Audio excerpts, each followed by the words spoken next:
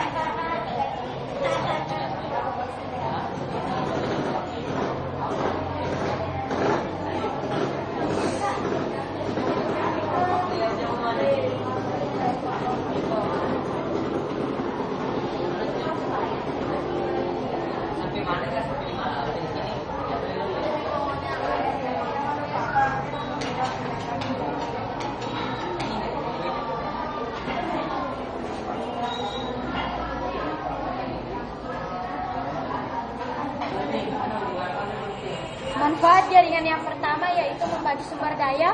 Maksudnya di sini jaringan komputer dapat dimanfaatkan untuk membagi sumber daya yang ada. Sumber daya dapat berupa perlengkapan komputer, misalkan printer, maupun sumber daya berupa data-data, file-file, dan program-program. Dengan demikian, jaringan komputer yang ada dapat mengharuskan untuk mengurangi sumber daya yang harus disediakan. Yang kedua, reliabilitas tinggi. Jaringan komputer memungkinkan kita untuk mengopikan data-data pada dua komputer bahkan lebih. Dengan demikian, apabila ada salah satu komputer yang rusak dan data-data yang di dalamnya itu hilang, kita masih dapat menggunakan data yang disimpan di komputer lain. Hal ini sangatlah menguntungkan karena kita tidak terhambat meskipun ada komputer yang rusak atau ada data-data yang hilang. Yang ketiga, menghemat uang atau biaya. Dengan menggunakan jaringan, perusahaan dapat menghemat biaya yang dikeluarkan. Dengan adanya jaringan komputer, satu buah printer dapat digunakan oleh beberapa orang, sehingga perusahaan tidak perlu lagi membeli printer untuk setiap karyawan. Dengan demikian, jaringan yang dibangun dapat menghemat biaya yang dikeluarkan. Yang keempat, sebagai sarana komunikasi.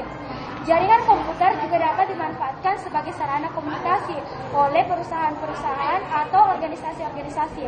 Misalnya ketika memberikan pengumuman rapat, pemimpin perusahaan tidak perlu lagi mengirimkan undangan kepada setiap stafnya, tapi pemimpin perusahaan cukup mengirimkan undangan melalui jaringan komputer yang ada. Itulah tadi keempat manfaat jaringan yang dapat saya jelaskan. Lebih mohon yang kurangnya saya meminta maaf jika ada kesalahan kepada para peserta.